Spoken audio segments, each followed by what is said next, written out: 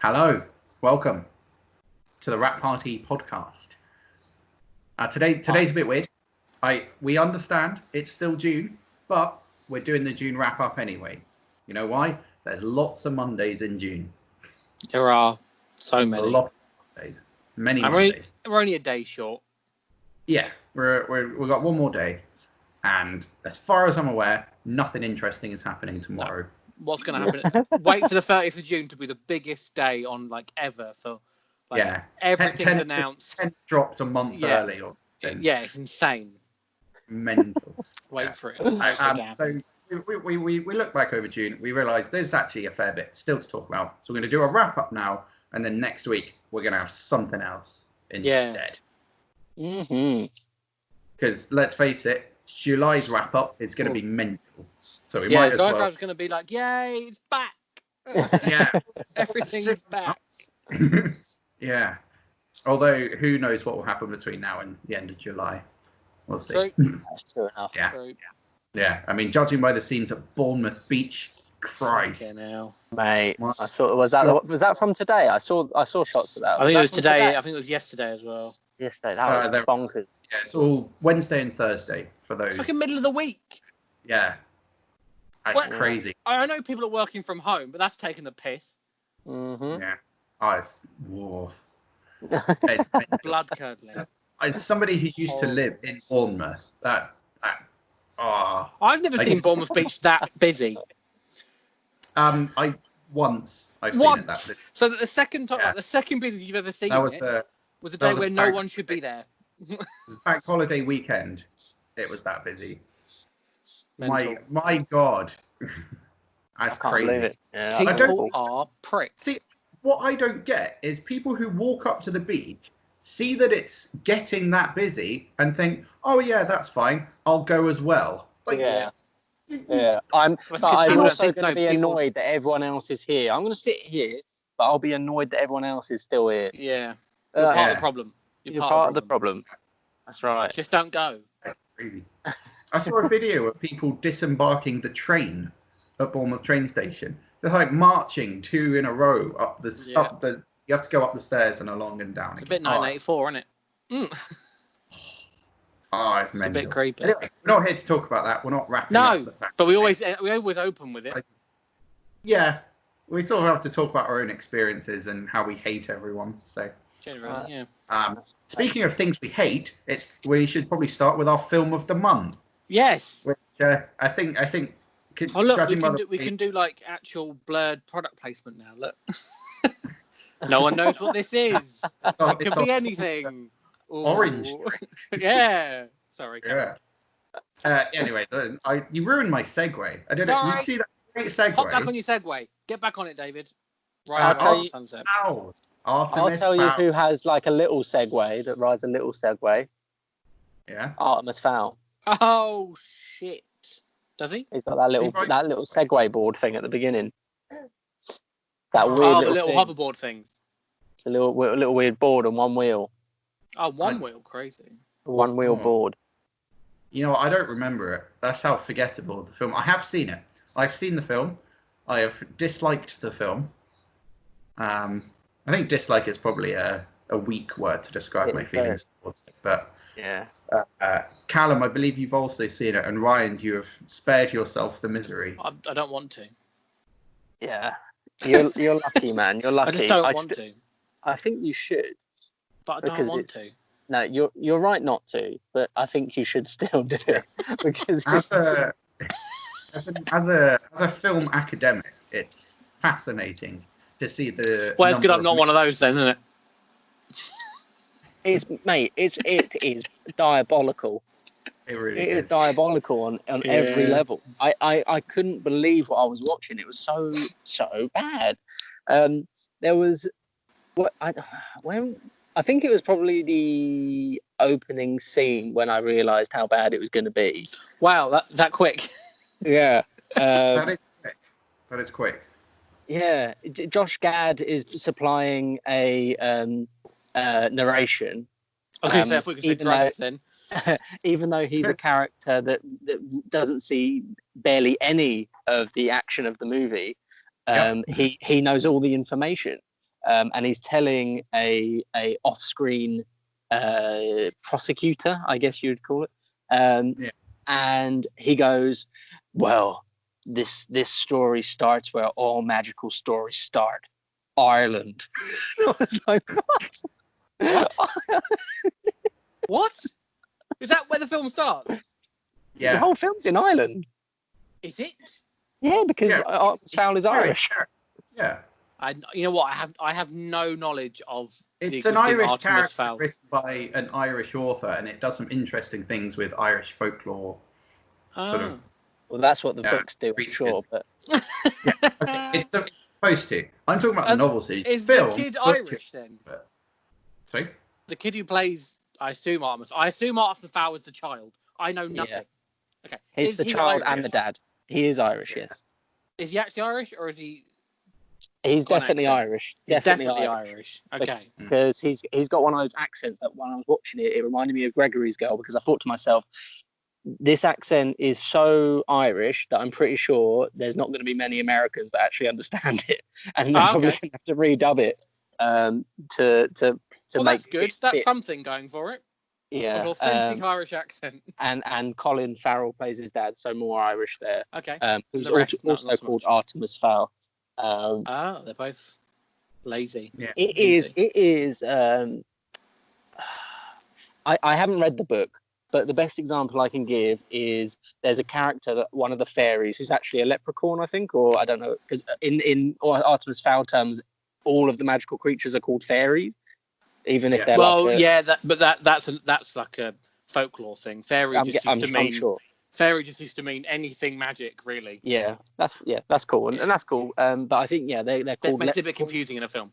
I think they're leprechauns because at one point they're going into their sci-fi-esque battle stations, and at the top it says Lep-Re-Con, as in Recon.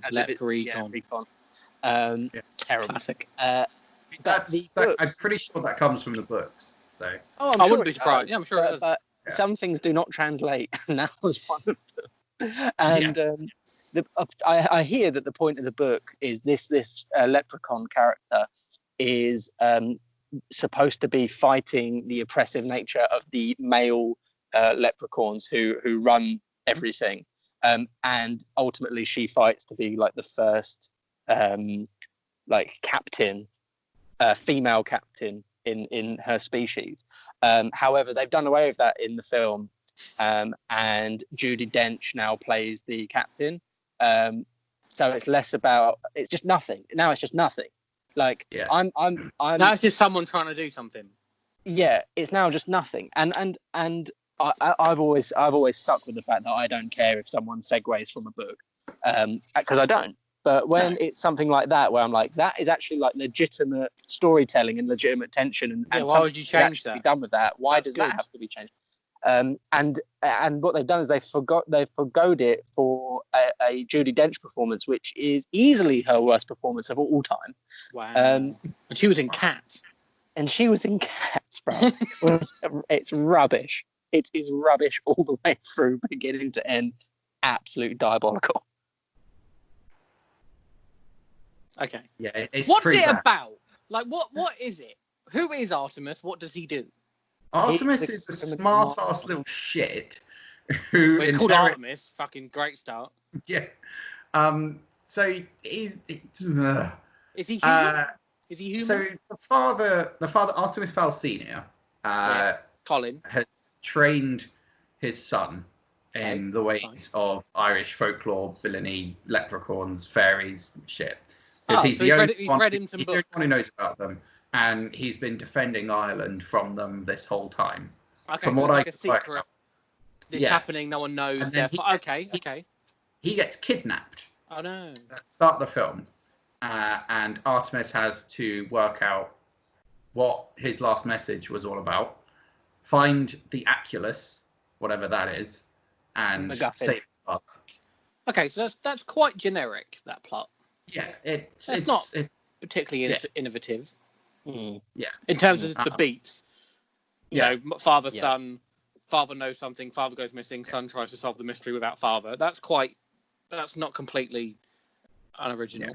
At this point, I'm going to issue a spoiler warning. At this point, go for it. I've got some shit I want to talk about. Go on.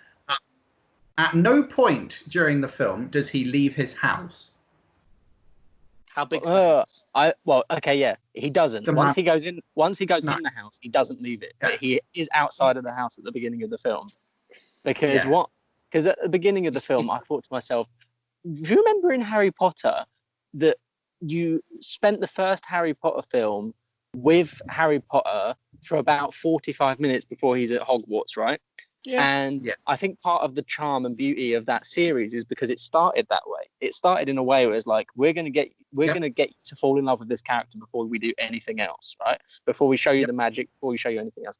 In this, they try to do the same thing, but with one scene at the very beginning where he's in school with his headmaster or something, and his headmaster is talking to him, and he's just being a little bitch back to him. He's just being a little nasty little bastard, little smart ass. And he's like, basically, the scene is supposed to set up the fact that he's like the smartest guy in the room always. Yeah. And it just comes across like a complete pretentious arsehole. He's not smart enough to shut the fuck up. Yeah. Then he hoverboards home, and then he's home for the rest of the film. Yeah. So what happens in his home? Everything happens in his house. Yeah. It turns out that thing he was looking for, is in the house all along. Getting his father back. He can do that from his house. It's no movement in the film. So where does everything else happen? There and everything happens. Huh? Everything else happens in the Leprechaun underground section. Yeah. Like all of the action of the film, Artemis is actually not in it that much. All of the action. This is probably Holly the Leprechaun's film more than it is Artemis the human. Okay. I liked her a lot more than I liked Artemis. Oh hell yeah! Yeah, she's the likable character by far, but even she is not good enough to make the film worthwhile in any sense of the imagination. She'd have to work very hard to save the film. Yeah, and I also read before, I think it was the day before the film came out, Kenneth Branagh did an interview, and he said, he was just trying to big it up, and he said, for Josh Gad's character, we were really influenced by Han Solo. He's really the Han Solo of the picture. And I watched the film like this, watching Josh Gad's performance, just like, this is just, it's just nothing. The whole film is just nothing. Nothing happens. He's not a likable character. No one's likable, really. I'm just at a loss with it. It's bonkers. It's rubbish. Everything feels very studio crafted. Yeah. And it feels like the studio chose the wrong thing every time they had a decision. Yeah, it was the room of YA. Yeah, but at least the room is like funny. This borders on drinking game funny, but not quite. Not quite. But I think because it's trying to be like, I don't know. It's too slick to have the same charm as the room. Yeah. It's not none of that sort of indie charm. Yeah. I would argue that it's just as ugly looking though. Well, yeah, but again, ugly looking movie. The room's ugly because it was made by a couple of people in a shed. Exactly. So you can kind of forgive it. Yeah, exactly. Whereas Artemis Fowl is made by the biggest company in film or entertainment company in the world. Yeah, directed by one of the biggest directors. Yeah. Certain earnestness behind it. Yeah. The fact they thought it was going to be amazing. I mean, to be fair, I'm sure there's one person that thought the room was going to be good. The rest didn't. But I think it's not quite the same because of the people who are behind it. Mm. There's no underdog story with Artemis Fowl. Yeah, exactly. Yeah, man. It's just a big fuck up from people who have a lot of more money than sense. One of my favourite moments was when they start shooting fairies and it turns into an action scene. Crazy. Can you describe that action? How that was shooting fairies? How big are fairies? Like they're human sized, really. Okay. They're like early teenagers, probably. Yeah. Okay. Right. They the big Jack and Daxter is. That action scene is easily the ugliest action scene. It's really bad. Awful. It's like a kid watched Kingsman and then told his father about it, and the father directed it based on what he heard. Yeah. That's pretty much how it. Yeah, they're trying to go for that kind of like one fluid shot aesthetic. But it's impossible to tell what's going on. Well, if we're done with Artemis Fowl, there's an opportunity for a segue, David. Yes, there is. I've missed it. You do it. The Kingsman trailer came out. Yes, very good. Very good. A trailer came out for The King's Man. Going to move on to... Not The Kingsman, King's Man. Yes, The King's Man. We'll move on to some movie news. I think we're done dunking on... There'll be a how did this get made episode about it in the coming weeks, and it'll be much funnier than that. What we just did. Yeah, but it's so bad. Anyway, great trailer for The King's Man, isn't it? Oh, it's good. Yeah. Rasputin's in it. What's going on?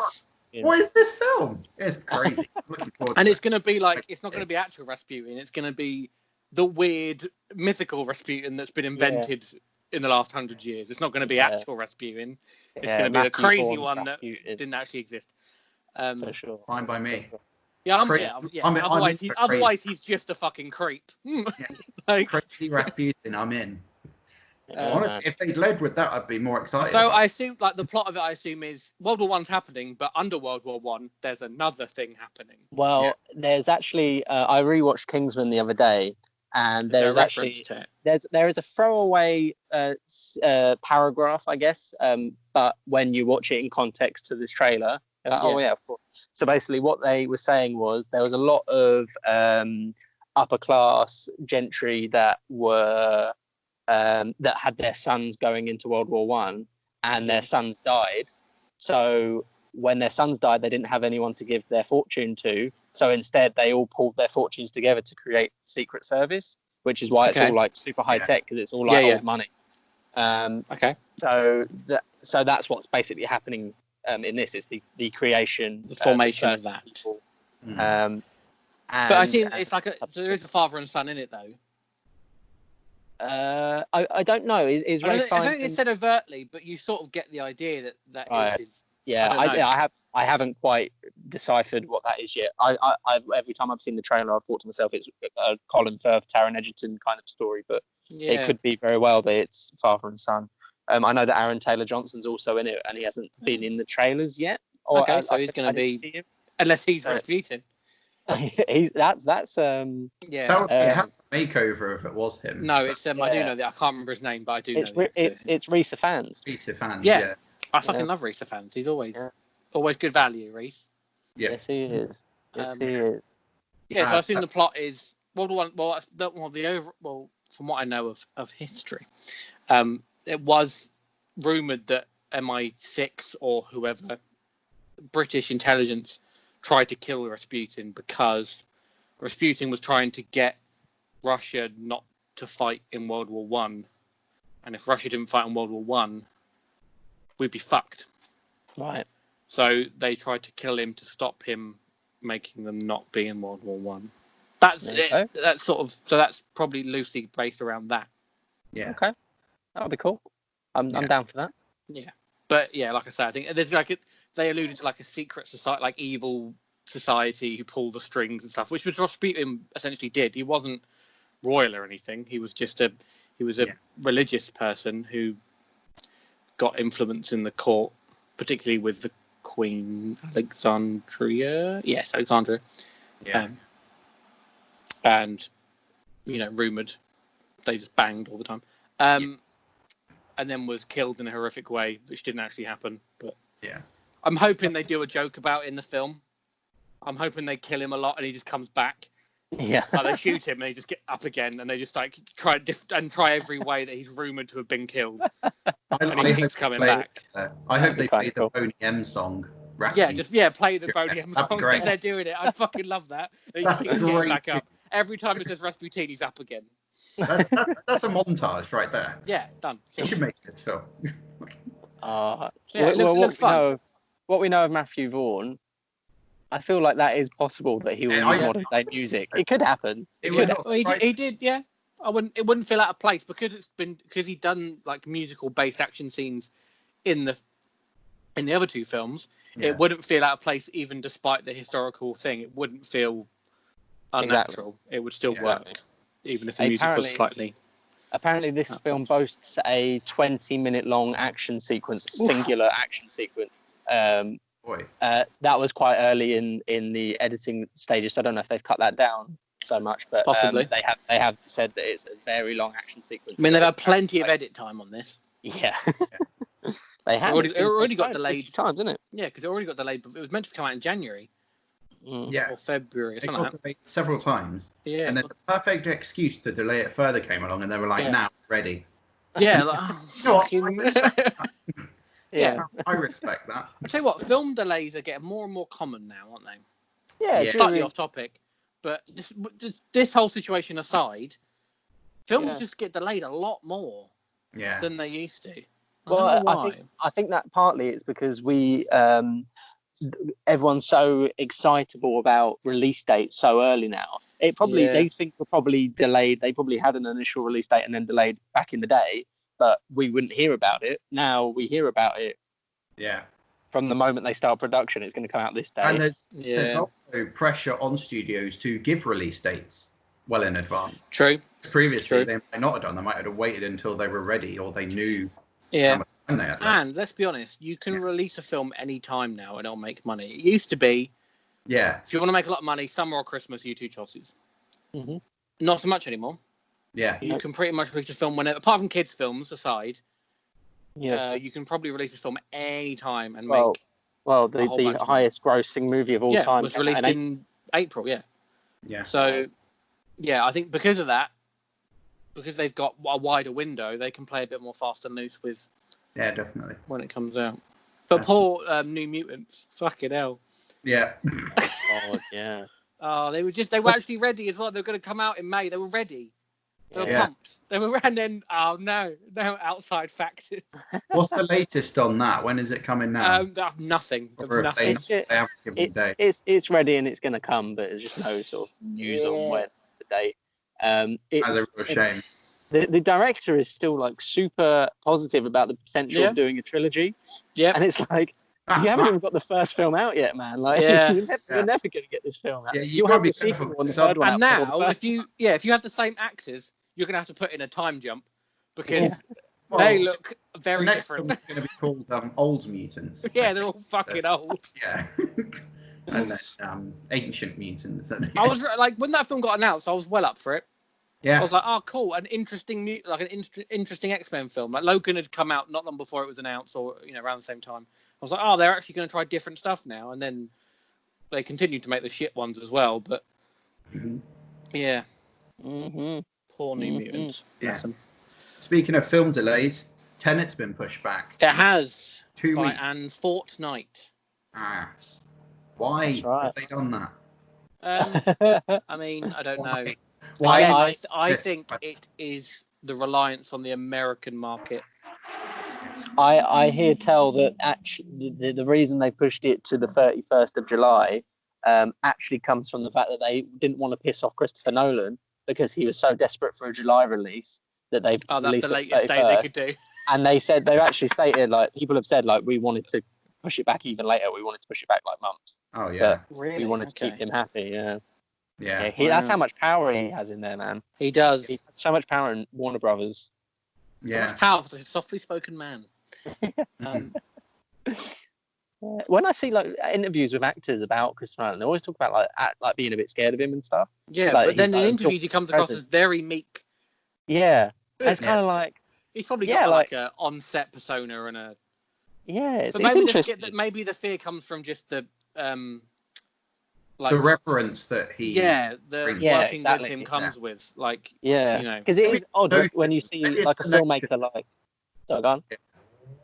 I was just saying, maybe it's the notion that if you're on set with him, you're responsible for enacting his vision. Whereas if you're in an interview, doesn't matter. Yeah. You're getting paid, he's getting paid, we're all fine. If it goes wrong, it goes wrong. We'll cut it, it'll be fine. All you're doing is writing down the words he's saying. Exactly. I was watching this. I read this interview with Robert Pattinson about Tenet, and he said that when he initially met up with Nolan, they were talking for about 3 hours or so, And it wasn't until like the last 10 minutes of the conversation was like, oh, by the way, I have this project. Would you like to read it? And Pattinson said that in that interview, he because they were talking for so long and it was such an in-depth conversation, he started getting a bit like lethargic because it was so intense. So he noticed there was a bar of chocolate on the table, and he asked Nolan if he could have that chocolate. And the second he asked him, Nolan just ended the conversation and like so left. he knew. Right. And he was like, did I just fuck this up by asking for a chocolate bar? No, I think Christopher noticed that he was knackered. Yeah. But that's what I mean. This like, man has got a low blood sugar. Yeah. We should stop. the fear that the big actors like Pattinson and Anne Hathaway and all these other people that have mentioned how like daunting a presence he is. So, but you're like the biggest actors in the world. You've worked with everyone. Like, what about him makes him so scary? It's odd. It's really odd. Maybe it's just because I can't imagine him getting angry. No, he's fucking Nolan. Maybe because he's so calm. It's like unnerving. Yeah. Yeah. Well, we'll just have to get him on. We'll have to get him on and ask him. Yeah, you fuck up a take, and you're just like, no, it's fine. You're like, hang on, what? What the fuck? No, how? No, he's gonna explode. We'll do, Callum. We'll get him on the podcast, and one of us will have to draw straws beforehand. The person who draws short straw has to suggest that IMAX isn't that good, and we'll see what happens. See what happens. All right. The issue I have with IMAX is the fucking name. The name's shit, isn't it? We'll save this. They've for done the eye thing. They've done the eye thing. Oh, well, that'll be fucking Apple. I never even thought about it. Max. It's I've not always Max. seen it as one word as opposed to IMAX. IMAX. Yeah. I mean, to be fair, IMAX has been around since like the 70s. Still. So let's Lazy. not. I mean, well, back then it was probably pretty, Yeah, they were wanking themselves silly when they came up with that name back in the 70s. This is the best thing that's ever happened. Yeah, exactly. Let's talk about some more trailers. We got a trailer for Bill and Ted Face the Music. We did. Yeah. Which is coming out really soon. I know. Yeah. You excited? Sure, No. why not? Yeah. I'd feel bad if I wasn't, if I was bummed out about it. That'd be a bit unkind. I'm very indifferent, I'll be honest. Yeah, it just looked a bit amateur. Weird. I thought It it just looked a bit But, amateur. yeah. But then again, is that part of the Maybe they're draw trying to make it look like the old films rather than giving it a shiny new modern thing. Maybe like try and make it look. I can't There's say no I really arm. remember the other Bill and Ted, so I'm not actually that bothered. But But there's going to be nothing else coming out that I'm going to see Exactly. it because it's going to be one of the only things. If I'll it comes out definitely see here, it. I can imagine it being one of those films that maybe won't actually make it here. I won't. If it's a quiet screening, I'll see it. I'm not risking Corona just to see Bill and Ted. Yeah, but true. But It's not going to be a busy screening. What sort of film goes past the risk mark for you then, Callum? Well, we don't Tenet. have them. Let's say, is that the only one, or would you risk it for, say, Mulan? Or... Kingsman, Yeah. Tenet, Mulan. No, I would want Mulan to be quiet. Yeah. I don't know what else is coming out. So No one does. Not much. Okay. Some other trailers. We got some TV trailers. Ooh. Trailer came out just yesterday, actually. At time of recording. For Muppets Now. Yes, I saw it. Seen that one? Yep. Although I've known about this for a while. It's a good trailer. Yeah. Very good trailer. Fucking about with what trailers are. Being very meta about trailers. Yeah. Are you happy? Are you happy, Ryan? They're only going to be 10-minute things. They're not. Yeah. It's not big. It's a pretty cool series. But It'd be like a web series put on. It's a web series. Yeah. For Disney. But it's going to be better than the fucking Muppet series that came out a couple of years ago. The Muppets do The Office. Yeah. Right. It wasn't very good. They made him too adult, and that's not what you do with the Muppets. This one appears to be sort of semi-improvised. I think this one's going to be like basically the Muppet Show, but small. Yeah. Okay. Because they got to have like celebrity guests and weird stuff. It's like and Muppet Show. The trailer's mostly Kermit wanting to show you fun things, and then I don't know if that's an actual character or if it's an original. It's not. That is. I think it's not a named character. Well, it is in the trailer, but it's not an existing Muppet character. Yeah, and It another might be Muppet, new for the another series. Muppet in a very tight business suit tells him he can't do it. Yeah, Okay. he's like a weasel. I think it's a dig at weasel thing. I think that's meant to be a joke. Yeah. Tell them they're not allowed to show us anything. You see glimpses of like all the guest stars they've got on. But then he cuts it off, saying, "You can't show that yet." Yeah. I think I saw Aubrey Plaza in one of them. Yep. There are a couple of others that you'll recognise, but Yeah. Sweet. but Yeah, it cool. looks like good fun. Yeah, I it think will be. good fun is in short supply on Disney Plus. Yeah, as far as anything to go by. So with that coming out and the new Looney Tunes series, which is getting rave reviews on HBO Max, then it seems like our childhoods are coming back in a big bold way. That's good. I like that. But in like new formats. Speaking of childhoods coming back, Chicken Run 2 has been announced. It has. Although I swear this got announced like last year. I think they were talking about it and opening up the possibility. Now it's been officially and done. It's through Netflix as well. Yeah, Netflix are doing it. They've released a synopsis as well. Go on. I'll have that. Yeah, so Randy and Ginger have a child, and it looks like everything's great, but then something threatens all of chicken kind. They have a child? Yeah. Oh. Well, it's been 20 years. Yeah, no, but I as much as they had like a romantic thing, I didn't think it'd last. Ginger always seemed like too much of a strong character to bend to the patriarchy. Yeah. I just feel it could have been more interesting if they didn't go that, like just, they get together and have a child. I think it'd be more interesting if you called it the Poultryarchy. That'd be so much better. That'd be great. I want a feminist film about chickens, which the first one arguably is. Yeah, the first one was pretty good, to be honest. Yeah. But yeah, that's the synopsis. Okay. I thought. Quite vague. I didn't know the synopsis, but I watched. I looked at the article that had said that it was announced, and I looked at my phone for a minute, closed my phone, put it in my pocket, walked into the garden solemnly, and walked up to my sister and went, "Sister," she went, "Yeah," and I went, "How do you improve perfection?" And she went, "Well, you can't, can you? I mean, this is the point. It's the point of perfection. Unless, of course, perfection is, unless, of course, you're talking in a subjective nature." I said, no.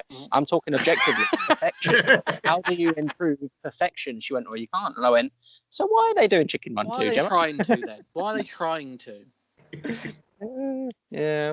Because they need those sweet subscriptions. I mean, but how? I mean, Chicken Run was big. Don't get me wrong. Yeah. But is it? It's the highest grossing stop motion animated film of all time. But again, it's a very small category, David. All right. It is. It's not. It's I am always looking for the next amazing original stop motion movie. Yeah. Sadly, this won't be original. Therefore, can't fill that box. Exactly. It's always going to be held up to the perfect original, as I say. I'm still whatever because I love stop motion. At least they've given it enough time. Yeah, and it's Aardman, so I know it's going to look good. It's still it's still going to be funny. It's still going to have weird fucking jokes in it. Exactly. It's going to be still loads better than most things. Yeah, exactly. The bar's very high. Yeah. Flushed Away brings it down a bit, but it's high. It's not fully Aardman. It's like half a bar. Yeah, indeed. And it's still got some funny jokes in it. I'll be honest, half an Aardman is better than most animated. That's true. It's true. It's arguable. Yeah, I'll give you that. Right. So we got Chicken Run 2. What else is on my list? No, we've gone through most of this. Okay. Spider-Man Into the Spider-Verse sequel has started production. Okay. I suppose you can do that from home. I mean, that's really early. Yeah. It's going to be a while before we see that. Yeah, because of the way they animate it takes same thing with Chicken Run too. It's going to be a while before we see it. Yeah, for sure. Because, like how you stopped yourself from using your face. I say it too much. You noticed that. Yeah, I caught myself. Because Into Spider-Verse is basically stop motion, but on a computer. Yeah, for sure. Yeah, so we're going to have something to bridge the gap, though. Any gamer fans know by now that the Miles Morales Spider-Man game is announced, but it's not big game. No, it's little game. Oh, is it? It's like it's sort of they call them expansions now. Right. So it's not. It'll be like, I'm trying to think of an example. that's happened before. The infamous game that came out on PS4, Infamous Second Son. There was a first like expansion that followed one of the other characters. It was about 5-6 hours long. Okay. Wasn't the big, huge thing. So it's not going to be Marvel Spider-Man levels. It's going to be smaller, more contained. Use the same map, but it's snowing. It might not even be the whole thing. It might be like half of New York, or it might just be Brooklyn. It might be a whole new map because he's from. Is it Brooklyn? Yeah. So it's not the big Spider-Man game. It's not the sequel to Spider-Man. Right. Okay.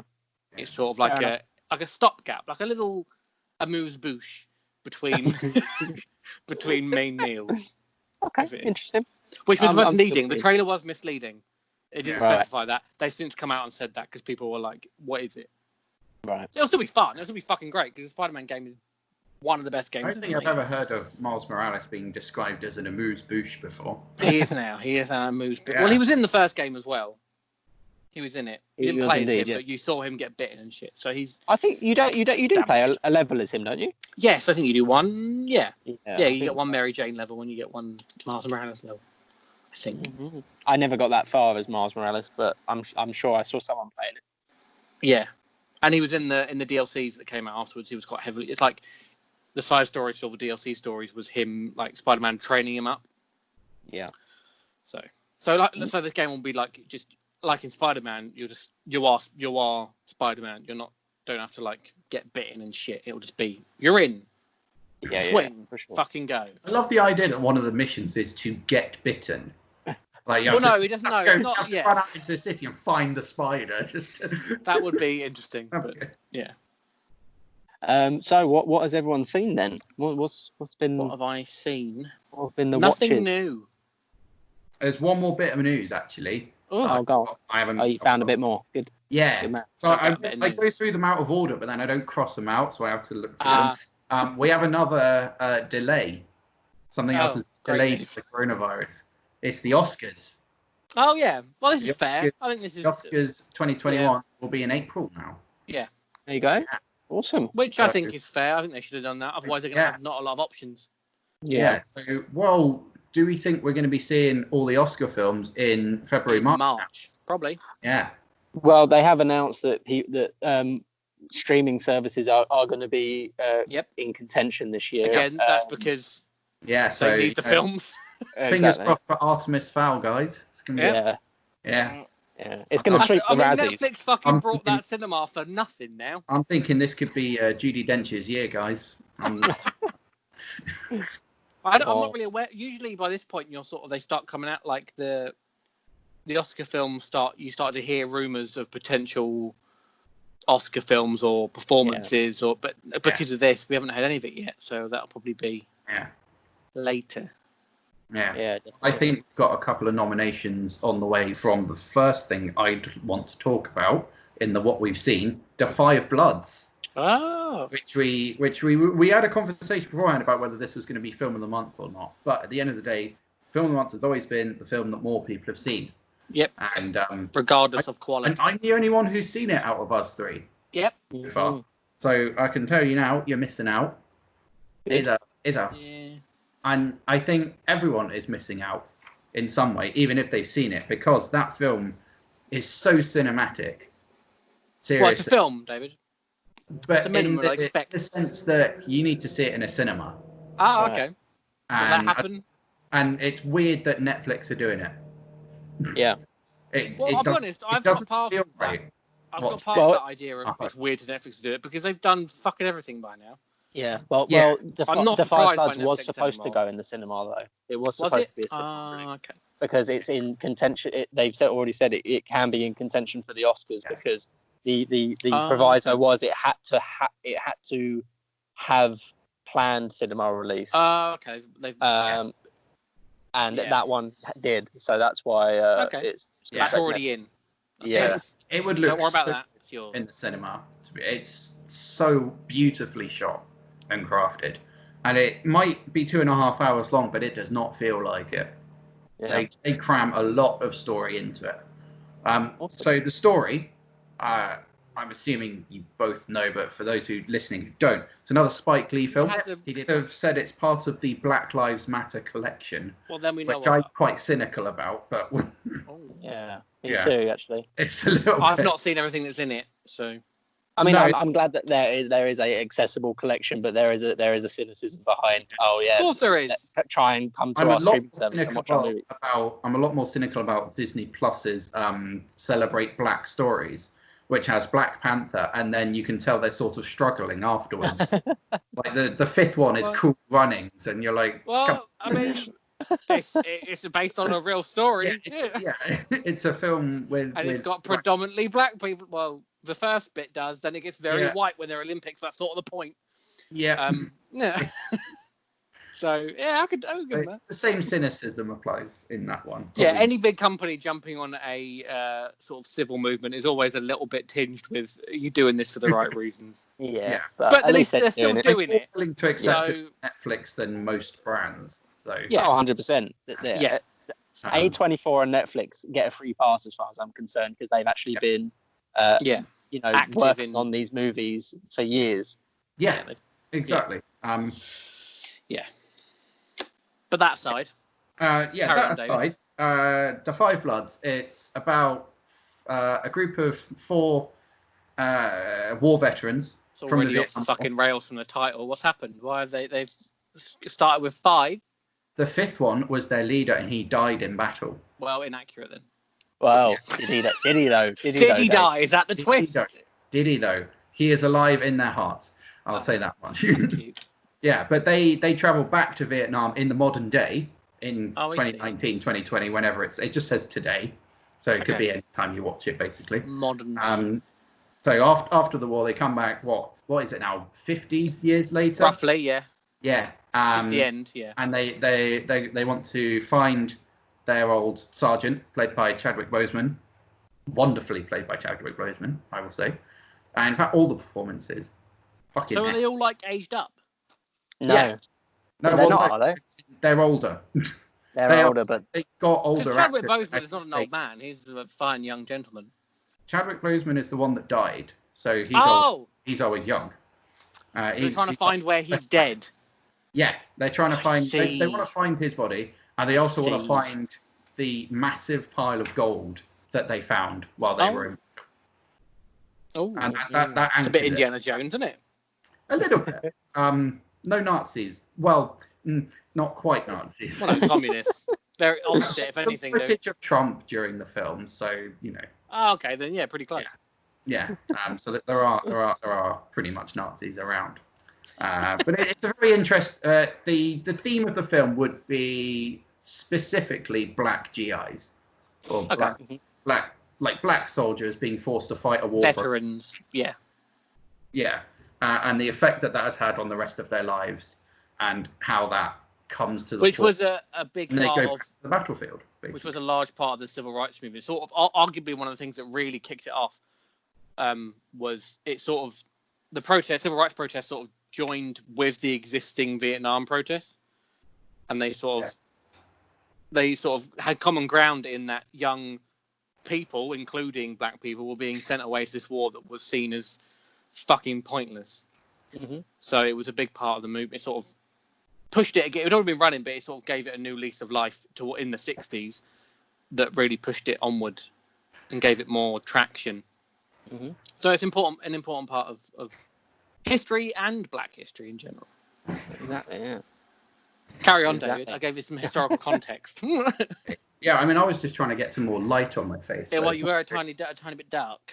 Yeah, slightly better now, but that doesn't matter. Most people. Moody now. That is basically the story, though. And it is very, very good film. I'd say it was on par with Black Klansman. On the whole, the critics don't quite agree. They say it's very good, but not up to that par, and certainly not up to his best. Okay. Yeah, who's in it? Well. So we got Chadwick. I assume he's only seen him in flashbacks. Yeah, we see him in flashbacks. Yeah. Who are the flashbacks? There's some lovely stylized editing as well, like what's that? Yeah, aspect ratio. Aspect ratio. Thank you, Karen. That changes throughout the film. That's basically the new international sign language for aspect ratio. Well, you know what? Callum knew what I was on about. So did I. He just said it first. Oh, okay. But that changes a lot during the film. Okay. That's mostly how you know which bits are flashback, which bits Okay, aren't. but it's just distinguished now and then. Okay, yeah. Yeah, exactly. Very good.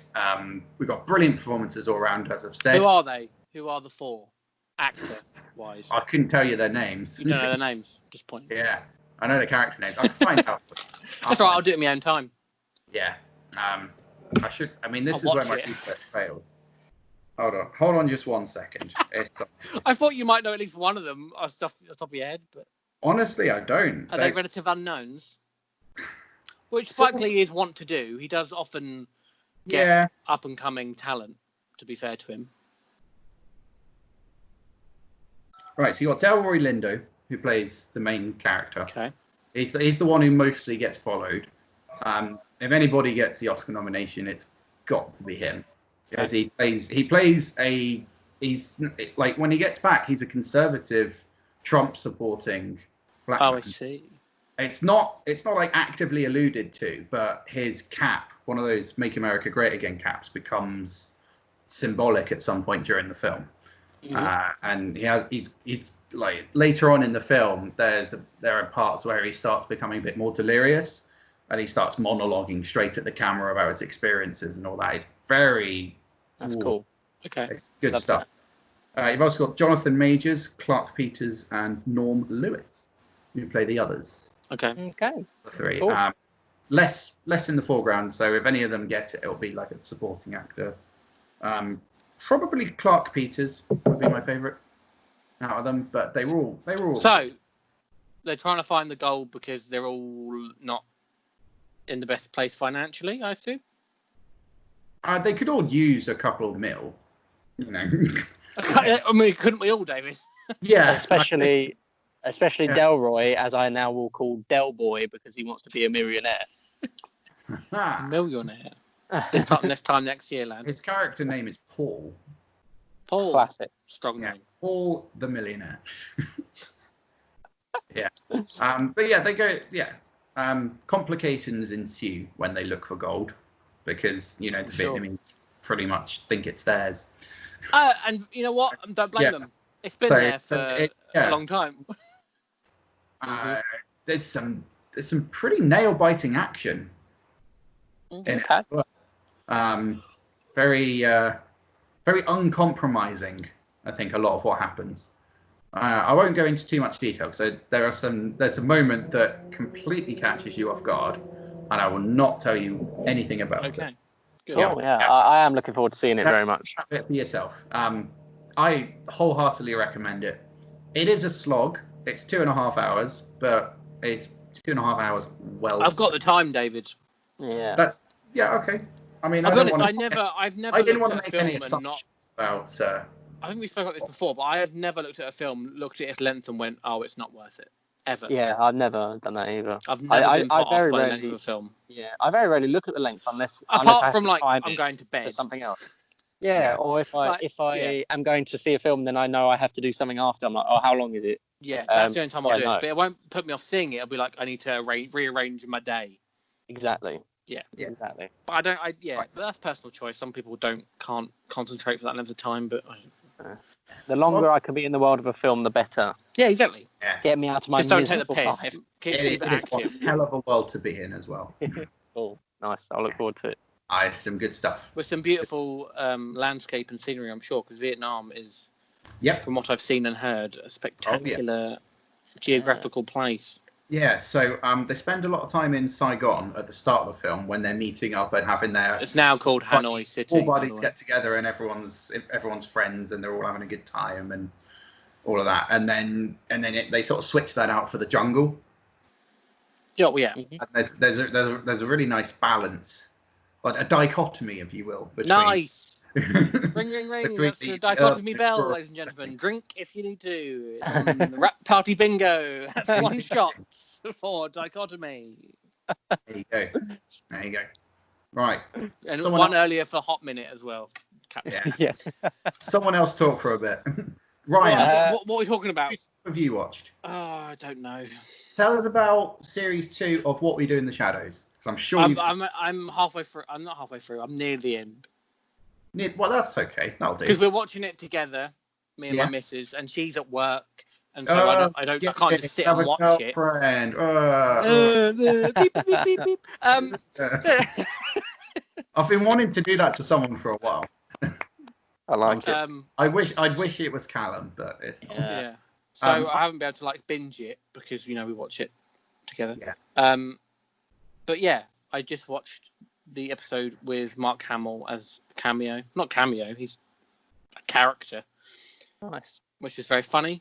Yeah, it's funny as the first season. It's just carrying on with the same ridiculous scenarios and weird vampire-based humour. Jermaine Clement's written quite a few. He directed a few and wrote a few, and the rest have been by other people. Jermaine's out of it now, though, isn't he? He's gone now. He's not doing it anymore. Oh, yeah, okay. He's left the plot. He's left it. Okay, that's fair enough. Yeah. He stayed on for a lot longer than most people would, and they'll still be like credited as like based on. Oh yeah, of course. Yeah, he'll probably be an executive producer. I mean, yeah, Taika left it after the film. He hasn't done apart from appearing in the one of the episodes in the first season. Mm-hmm. That's understandable, I think they stayed on for long enough that they've probably got a team of like writers and directors that they can trust and go, you know what you're doing. Exactly. That's probably what he was holding out for. Yeah, and that's good. I think creators should do that more and be more involved early on, and then get a good team around you, that will continue your idea well.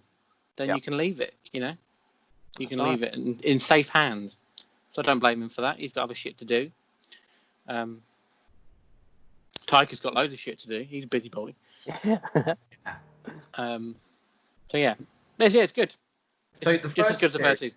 The first series was your top #1 show of 2019. Do you think that series 2 might end up being your number one? Possibly. I haven't finished it yet. Or you think what else is out? I don't know what else is out this year. Nah. Not a whole lot. Well, it depends. Does Muppets Now count? Sure. That might take them a 1. Yeah, depends. It's got a shout. Always got a shout. Just on the fact that it's Muppets. It could not be very good, and it would still probably be in top 5. I don't know. Possibly. It's still very good. I'm still very much enjoying it. Yeah.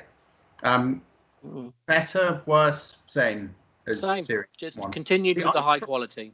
I like it more, and I don't know if that's because I'm used to the setup or not. Yeah, maybe. Like Series 1, I spent a couple of episodes getting used to the nature of it. Yeah.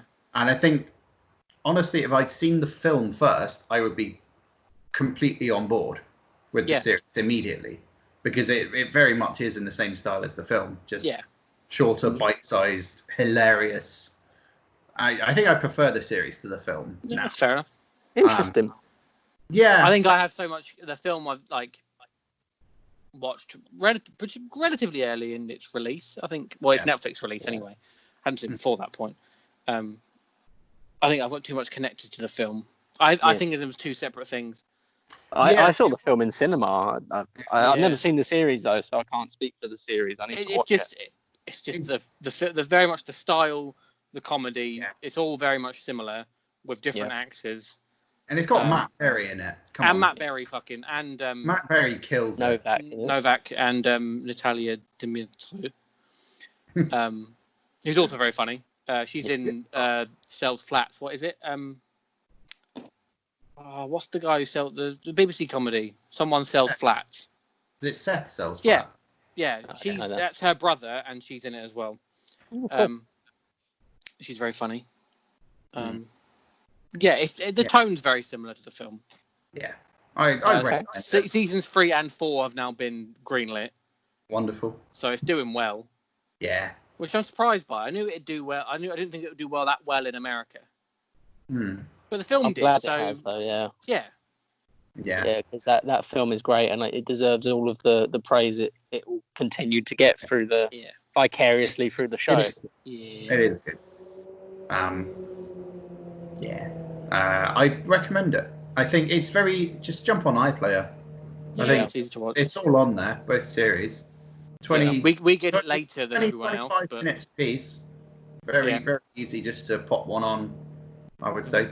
And because it's already all been on in America, it's on iPlayer. It's just been dropped.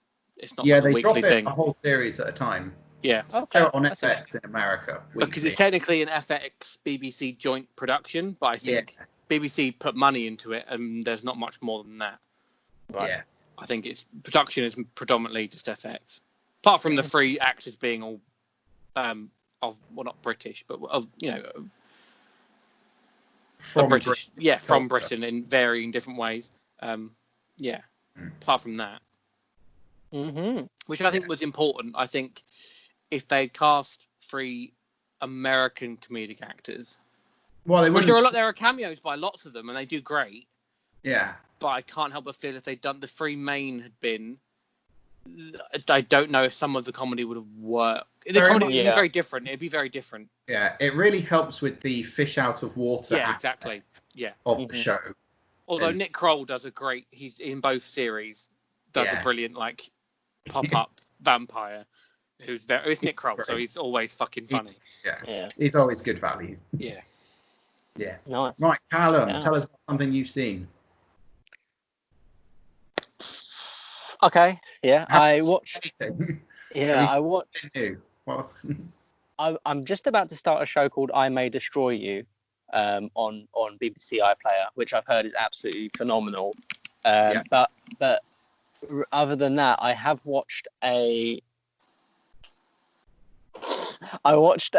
first episode of Staged, the David Tennant and Michael Sheen, Michael Sheen. So I got confused because that whole thing that happened with Who Wants to Be a Millionaire. I don't know if you saw that. What quiz? The quiz. Quiz. Do you know what happened with the advertising where they called him Martin Sheen? Yeah. It was very. Yeah. That was hilarious. I've started watching that Staged, which was the self-professed first quarantine comedy that has been aired on BBC. They shot it in quarantine. They've streamed it and aired it since quarantine, so it's all a big turnaround, and it is pretty funny. It's basically David Tennant and Michael Sheen playing themselves, and they were going to be doing a stage show which has been cancelled due to coronavirus, so they've decided to get ahead of the curve by rehearsing over the internet. I see. So they get a host of different people in, and I watched the first episode. It was good. I saw some clips on because BBC just on their Facebook page. They just pump out clips of anything that's currently on. And it looks funny just because those two, their chemistry is very good. Yeah, for sure. I remember exactly. Yeah, I forgot that they'd done that, and then I remembered. I was like, that's why it works so well. Because their chemistry is already great. There is a funny moment in the first episode that it revolves around their painting project, which I won't say anything because it's proper funny. It's worth just seeing it. And the other thing I want to talk about isn't strictly a show or a film. It's kind of like a short film. Basically, there's a music artist called Jack Garrett who I'm a big fan of. I'm aware of him. And I've only strictly been listening to him since his album came out earlier this 2 weeks ago, I think it was. Okay.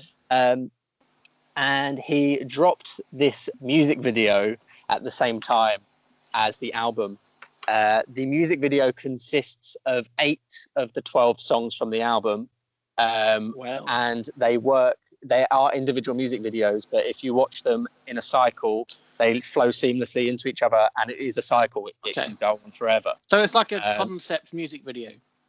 Yeah. Oh, yeah. It's a concept. Yeah, it's like a short film concept music video movie. If you were to visualize a concept album, it would be this. Yeah, exactly. Jack Garrett, this is his second album. He made an album called Phase in 2016, and despite it being critically praised and making a shitload of money, I think one of the foyer songs at our work, David, is Jack Garrett's song. Okay, so someone likes him in the building. We have a lot of music in our foyer. Yeah, I think one of them was Jack Garrett, at least for a time. He was in the pop culture and was very popular from his first album. But regardless of that, he had a bit of a breakdown, suffered from some pretty pretty bad mental health issues, and just didn't make music again for years and years. Basically reevaluated himself and has now brought out this second album 4 years later, which doesn't sound long, but in the scheme of music production these days, it's quite used to be normal. Yeah, and basically it's an album about his journey through his mental health battle, finally coming into confidence and self-love, and the series of videos kind of portrays that by showing a guy who can't really dance. He's like a generic dancer at a club, like the way any of us would dance. Yeah, you're a good dancer, to be fair.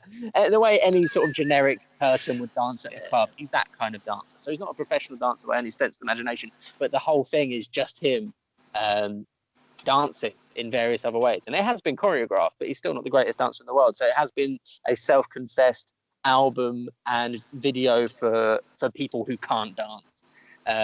And it's more about having the confidence to do it and having the self-love to do it.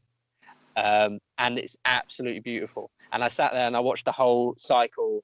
I don't know how long it would have been, 40 minutes, 35 minutes or something.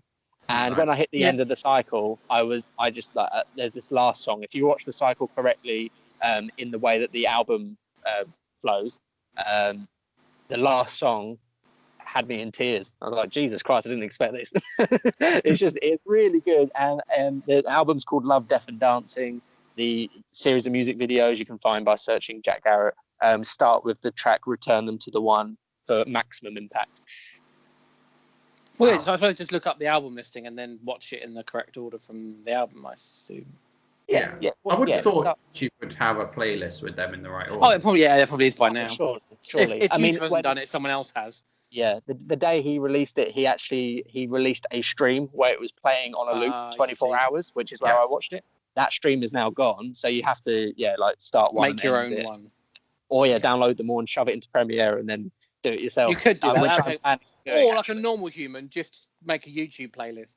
Yeah, but then you'll have little gaps while it loads the next one. You know what I mean? I want to see. You'll get some fucking adverts as well. No, you don't. If you pay for YouTube Premium, David. Like this man does. No. Well, you know what? I'll come around your house when it's legal and we'll watch them together. Perfect. Yeah, it's really good. It's really worth a watch. In the lack of advertising. It's, you know what? Watching something like not logging into YouTube and trying to watch YouTube videos now. I can't do it. It winds me the fuck up. Oh. I'm so privileged in that I've paid for YouTube Premium for about a year now. Wow. I can't go back to adverts on YouTube. I just can't do it. How's Cobra Kai? Because us Netflixers are getting that now. Oh, I watched the first series. Yeah. Enjoyed it. Good fun. Sort of a weird mix of nostalgia and sort of strange grit. It's quite gritty. Compared to Karate Kid, it's pretty intense. I mean, Karate Kid has some intense moments, but it's a family film, predominantly. Yeah. It is matured the same way that its characters. Exactly, which they should have done. It'd been weird if they tried to get the same tone with them being, 50 odd. Cool. Yeah, I haven't seen the second series, but I'm surprised. That's the fact it's moved from YouTube to Netflix surely shows it's done well. Or YouTube's Premium or Red, whatever it is. I'll be honest, I don't watch a lot of that stuff. I mainly just don't like ads. Although I did get a free Google Home though. That's pretty good. Oh really? That's cool. Yeah, just for Christmas. I just sent free Google Home. There you go. I don't use it because I've got an Amazon Alexa, but it's there if I want to. Yeah. And I have paid for it, just not. I paid for it in monthly installments by paying for YouTube Premium. But cool. Enough about that. Yeah, Cobra Kai, watch it. It's on Netflix. Give it a watch. Yeah, I'll check it out. It's easy to watch. It's not too. When is it coming to Netflix? I don't know. Well, they're making series 3 now, and then I think they'll probably they put the backlog of it on in the lead up. I speaking of Karate Kid, I actually rewatched the Karate Kid the other day. Absolutely fantastic. I always forget how charismatic the main character is. Yep. What's his name again? How I Met Your Mother fans, we should know. Ralph Danny. Macchio. Ralph Macchio. Yeah, Ralph Macchio. That's it. Yeah, Ralph Macchio is so charismatic and it is Macchio, absolutely so watchable. So watchable. Brilliant. And then I went on like an old movie binge. I did All That Jazz, the Bob Fosse directed movie. I never seen it before. Absolutely fantastic. Like so good. It won the Oscar for Best Picture in the 70s at some point. And it's a semi-autobiographical film about the life of Bob Fosse. He was a popular stage and movie director who actually did direct All That Jazz as well. Roy Scheider plays a kind of version of him who is trying to direct a play or a musical while he's also directing a movie, and he just puts himself into the ground basically by doing too much at once. But he's also like a serial philanderer and all these different things. It's really good, really interesting. Really loved it. I can't think of anything else I watched off the top of my head though. That's it. That's all I got. I thought of another bit of news. Oh wow! Okay. The cast for the live-action Hercules was announced. Oh, it was, wasn't it? Because we're all excited for that, aren't we? Oh, mental. They do this now. They do this where they'll get. The thing about Disney live actions, right? The films come out and they're a bit, but they always cast them exceptionally well. Oh yeah. They never not fail to cast them well. But what they do is they'll always hold that one person who is just you can't change. So they got James Earl Jones because they're like, we can't have anyone else. Can't replace him. He's too now big. They've got Danny DeVito again. Now they've got Danny DeVito because they're like, who else could be that guy? I've just made it up and it was fake. Oh, was it? Yeah. I just looked it up. And I've just found this out. I assumed it was real. Oh, that was pretty. But the Observer says it's not real. Oh, we believe everything the Observer tells us, don't we? Well, if they're going to be doing than from most newspapers, let's be fair. But if they're going to do a Hercules live action, that is a good list to base if that's a fan coming up, they fucking smashed it. Yeah, I think that's actually a really great idea, by the way, for a new format, a new template. Recast Disney films, recast movies in general. Yeah, because I've always been obsessed with talking about the Hunchback of Notre Dame live action cast. Yes, because that's my favorite Disney animated Disney movie, and I've always tried to imagine like who would be in the live action, and I think that would be a great game to play. I think we should explore ideas. It sounds like you have a cast in mind already. I have for that specific film. Probably, I did have a pretty decent cast in mind. We're now very much behind the curtain. We're developing a new idea live. Yeah. But it would be similar to last week, Callum. That's me. Yeah. This I think it could be like a short form thing, like a 5-minute rappy. So maybe we have a film and then we take the principal cast and we just quick fire round and you have to cast that person. Like not one person do all of it. We collectively do it. And then see who the perfect cast list. Yeah. And then we make the perfect cast list. Maybe coming soon if we can be bothered.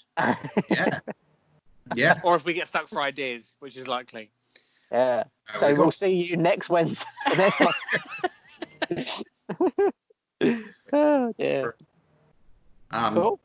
So I have a couple more series that I've been watching are actually from this month, which is interesting.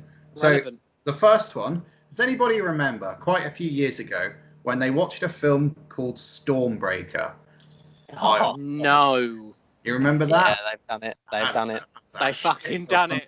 They did it. They've only gone and made a TV series about Alex Rider.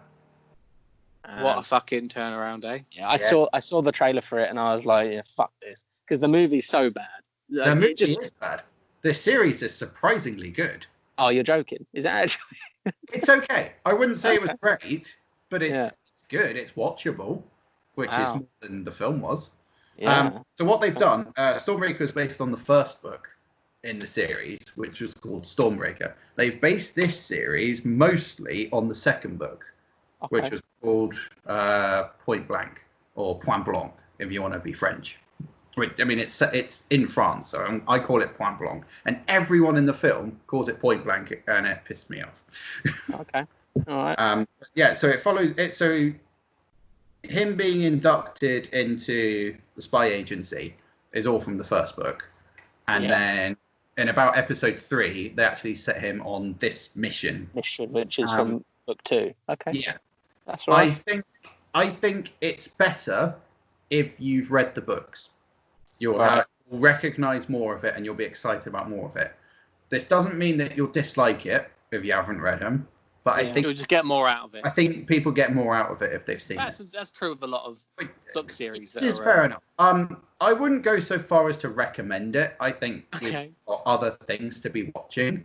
But if you had curiosity about it, it's worth delving into a couple of episodes. Yeah, if you've watched the series, then definitely. If you've read the series, then definitely. Yeah, if you've read the books, then it's a pretty good adaptation. There's some different things in there. It's mostly pretty faithful though, which is probably a lesson they learned from the film. So yeah, cool. Yeah, no, it was alright. And the other thing that I've watched, there's 2 other things. One is series 2 of The Politician, which is Ryan Murphy's show. We didn't talk about Hollywood because it was shit. Oh, okay. I did see Hollywood and I quite liked it. I thought it was okay. Yeah, I thought it was okay. I thought the last episode. See, I watched the first episode and I could not stand it. Oh, really? Okay. I don't know why. I just my dislike for it came from the last episode because the last episode wrapped it up all too nicely in a neat little bow. Which never happens in Hollywood. Exactly. It's the Hollywood dream come true, and it's not realistic enough because Hollywood is the seediest place on earth. Yeah, but the show is actually very fun. I thought. Really? Yeah. Okay. Yeah. Did you say that you would form that opinion based on all of the episodes, or did you feel that way from the start? Because I watched the entire first episode, and there was very little Hollywood in it. For me, it becomes more about movie production. It becomes a lot more about movie production. Yeah. And when it gets into those bits, it's so much fun. So if anything was gonna prompt me to go and watch more episodes, it would be telling me. Are the characters real people, or are they like a fictitious? It's a mixture. Or a mix of the two. Okay. So Rock Hudson is in it. Who bolsters some of the more realistic ones. Vivian Lee. What's his name? Who's that? Who's Sheldon Cooper again? What's his name? Jim Parsons. Jim Parsons. He plays a agent who which reflects the Harvey Weinstein story quite interestingly as it goes on. Rock Hudson was actually gay, although up until the end of his career, he never actually openly admitted it. No, not publicly. In public. This takes a spin on that. This Inglourious Basterds that completely, and it's very pro LGBTQ. And you know what? Yeah, I actually really enjoyed it. It's just the last act of the last episode really folded it in a really shit way. But okay. I would be quick to recommend it because there's a lot of fun stuff about film production that I really enjoy. So watch all of it and then pause halfway through the last episode. Yeah, when they go to the Oscars, pause it. Just pause it. Okay. Oh, is it one of those sort of ending? Okay, I think I know what you mean. Yeah. Everyone wins and it's happy. Oh yeah. Brilliant. Okay, I may do that, and we'll talk on the next wrap up. I might do it now. I didn't even know it existed up until now. So I think it's pretty fun. Okay. Yeah. I love some old school Hollywood, so I'll probably love it. Politician then?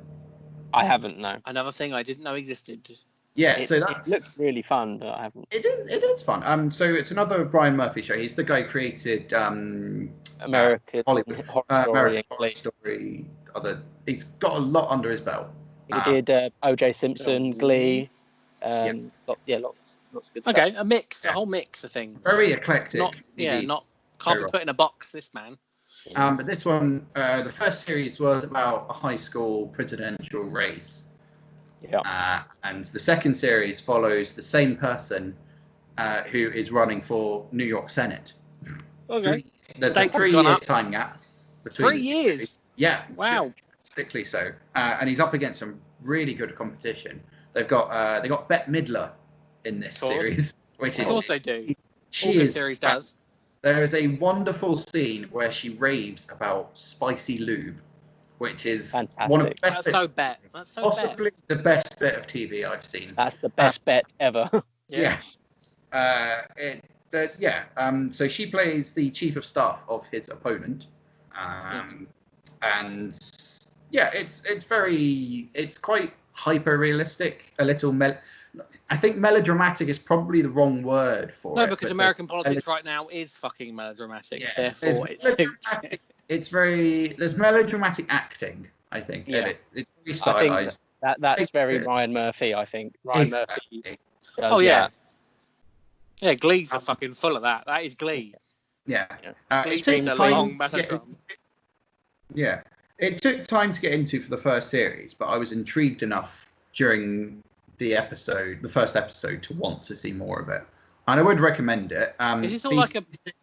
Is it like a preview to House of Cards? Is it like a prequel? So is this his journey?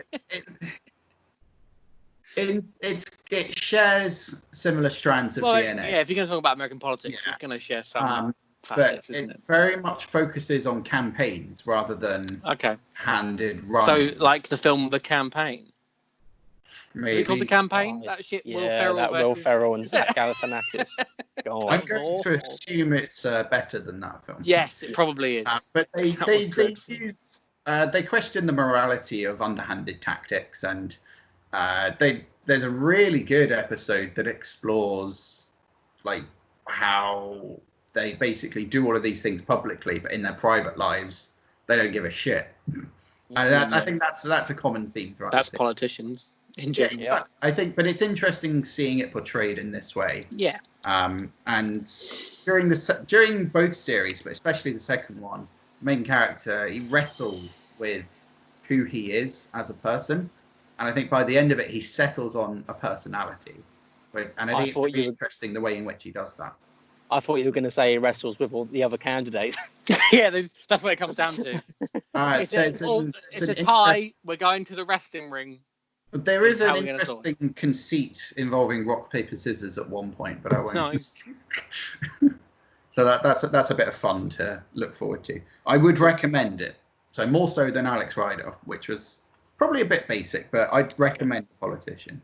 At the very least, it's fun, I think. Yeah, that's all you want. At the end of the day, that's what it needs to be.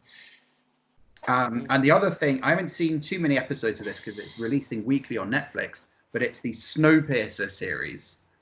They made a TV series of Snowpiercer based on the film by Bong Joon-ho, who you probably recognise as the director of Parasite. Mm-hmm. How is he involved? No. He's down as an executive producer, but I don't think so he's okay. I don't. He's getting a little bit of money out of it because it's his property. That's basically what. Yeah, I think so. Yeah, I would agree. It is good. I've seen 3 episodes, and they are. I think the point of a TV series instead of a film is to allow more time to explore the world and the themes. And so far, they have done that spectacularly. I prefer the film by far, but the TV series is at least using its time properly. Yeah, I think that's right, because the thing that detracted me from it was the fact that I feel like the conceit, the plot of that film serves so well as a film. It's like it's kind of short form. It's a journey from one end to the other. Yeah, that's very much a film conceit. When I heard it was going to be a series, I was like, oh, no, like, how are they going to do that? But if you're saying that they're doing it well... So the thing about the series is it follows a completely different story. Okay. It feels so far like they are going to build up to the whole like overturning the system. But the main story is completely separate. So the guy who is basically playing who Chris Evans was playing in Snowpiercer, but like they all sort of point towards him as the leader of their revolution. He gets kidnapped, or not kidnapped, he gets taken away up train, and they found out that he was a detective before the train. Before the snow. Yeah, before all the snow happened, before the cold came in, he was a detective. and they need his skills to solve a murder in like first class or whatever, the upper classes of the train. That's cool. Because he's the only one that has those skills. So there's no one in the richer part of the trains that had any sort of police Can you think of any experience? people that work for the police? Yeah. Okay. The commissioners and shit. They all died. They all died. No, fair. I was wholeheartedly willing to believe that he was the only like police person on there that they knew about. Yeah, true. The chances are it's one train. Yeah, that probability wise. Yeah. Let's go. So I was being, Yeah. So they're using him, and there's this really tenuous agreement between him and the person who voices the announcements. I think is okay. Yeah. But she's like clearly got some clout on the train. Well, it's an important job. Yeah, she's a senior person of nondescript. Is that Jennifer Connelly? Yes. And I'm sure we'll find out more about her as the series goes on. Well, she's dead otherwise fit, they wouldn't have whatever. cast Jennifer Connelly, would they? Yeah, she's dead fit, so I'll watch it. This series does nothing to diminish that, I shall say now. Good. But they strike up a really tenuous agreement. He's constantly trying to get more rights for the tailies, as they call them, the people at the tail end of the train. He's very much, and they're trying to sway him. They're just like, you solve this, we'll upgrade you to third class, Shit. Yeah, exactly. And he's just like, nah, man, I'm a tail. No, I'm for the people. Yeah, exactly. Like it's stuff like that. It's a classist thing, isn't it? Let's be honest. If you solve this, we'll give you 4 meow meow beans. 4 meow meow beans. Yeah. I love their meow meow beans. Yeah, but it is good, and it's tense, and some shit goes down. It's on a train. It's not intense. Yeah, it's on a train. You don't know they don't have tents on the train. They got everything. That'd be pointless, wouldn't it, David? It depends. The point of a tent is to provide shelter from the outside. Yeah. They're on a train. They already have that. Train. I agree with I agree with Cam. Train. Fucking on my chair nearly fell. Yeah, good. That fall off your fucking head. I think that is a pretty decent note to kind of start wrapping up. Yeah, very much so, because I've gone a bit weird. Yeah. But yeah, that's Snowpiercer, and it is good. I thought I was going to be like, yeah, it's all right, but I'm actually really into it. I was devastated when I realised it was weekly. Yeah. Okay. You wanted it all then. I wanted it all in one go. As soon as I saw that it was releasing weekly, I'm doing the snow to make it like atmospheric. Really? That or I'm going to put on like a White Snake concert. Either one of those. Yeah. This is a terrible pun, Ryan. You're really ruining my train of thought. Yes. Yes. We've done it. We can stop the podcast. We've completed it. So far, the series hasn't run out of steam. Oh, it keeps coming. It's too good. There are chances that it might go off the rails at some point. Oh, fuck me! Oh! We'll have to see as it goes on. Thank you for listening to that part. Oh, good Thank stuff. you for listening to this episode of whatever we've been doing here at Rap Party HQ.